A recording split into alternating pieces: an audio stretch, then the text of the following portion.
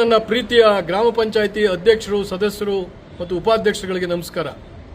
ಅಂತೂ ಇಂತೂ ಸರ್ಕಾರ ಗ್ರಾಮ ಪಂಚಾಯಿತಿಗಳ ಚುನಾವಣೆಯನ್ನು ಮುಂದೂಡಿದೆ. ಆಡಳಿತಾಧಿಕಾರಿಗಳನ್ನು ನೇಮಕ ಮಾಡಿ ಆದೇಶ ಹೊರಡಿಸಿದೆ.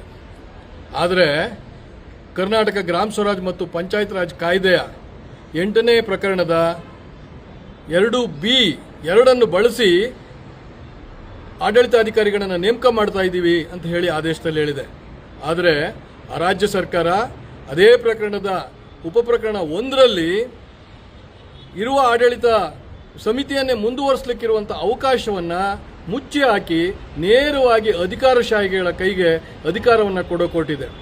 ಬಂಧುಗಳೇ, ನಾವೀಗ ಎಚ್ಚೆತ್ತುಕೊಳ್ಬೇಕಾಗಿದೆ, ಪ್ರಜಾಪ್ರಭುತ್ವವನ್ನು ಉಳಿಸಬೇಕಾಗಿದೆ.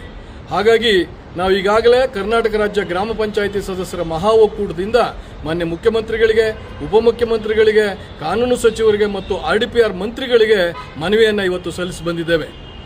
ನಮಗೆ ನಮ್ಮ ಅಧಿಕಾರವನ್ನು ಕಾಯ್ದೆಯಲ್ಲಿರುವಂಥ ಅವಕಾಶವನ್ನು ಬಳಸಿ ಮುಂದಿನ 6 ತಿಂಗಳ ಒಳಗಡೆ ಮುಂದುವರಿಸಬೇಕು ಮತ್ತು ಅಷ್ಟರೊಳಗಡೆ ಚುನಾವಣೆಯನ್ನು ಮಾಡಬೇಕು ಅಂತಕ್ಕಂಥ ಬೇಡಿಕೆಯನ್ನು ಸಹ ಮುಂದೆ ಇಟ್ಟಿದ್ದೇವೆ. ಇದನ್ನು ಆಗ್ರಹಿಸಿ ಬರುವ 27ರಂದು ಬೆಂಗಳೂರಿನ ಫ್ರೀಡಂ ಪಾರ್ಕಲ್ಲಿ ಒಂದು ಜನಾಧಿಕಾರ ಸಮಾವೇಶವನ್ನು ಸಹ ಮಾಡಬೇಕು ಅಂತಕ್ಕಂಥ ಒಂದು ತೀರ್ಮಾನಕ್ಕೆ ಬಂದಿದ್ದೇವೆ. ದಯಮಾಡಿ ರಾಜ್ಯದ ಎಲ್ಲ ಗ್ರಾಮ ಪಂಚಾಯಿತಿ ಅಧ್ಯಕ್ಷರು, ಉಪಾಧ್ಯಕ್ಷರು, ಸದಸ್ಯರುಗಳು ಈ ನಿಟ್ಟಿನಲ್ಲಿ ಒಂದು ದೊಡ್ಡ ಹೋರಾಟಕ್ಕೆ ಸಿದ್ಧ ಆಗಬೇಕು. ಬರುವ 27ರಂದು ಬೆಂಗಳೂರಿನ ಫ್ರೀಡಂ ಪಾರ್ಕ್ನಲ್ಲಿ ಏನು ನಮ್ಮ ಅವಧಿಯ ಮುಂದುವರಿಕೆಗಾಗಿ ಮತ್ತು ಪ್ರಜಾಪ್ರಭುತ್ವದ ಉಳಿವಿಗಾಗಿ ಒಂದು ಹೋರಾಟವನ್ನು, ಜನಾಧಿಕಾರ ಸಮಾವೇಶವನ್ನು ಹಮ್ಮಿಕೊಂಡಿದ್ದೇವೆ.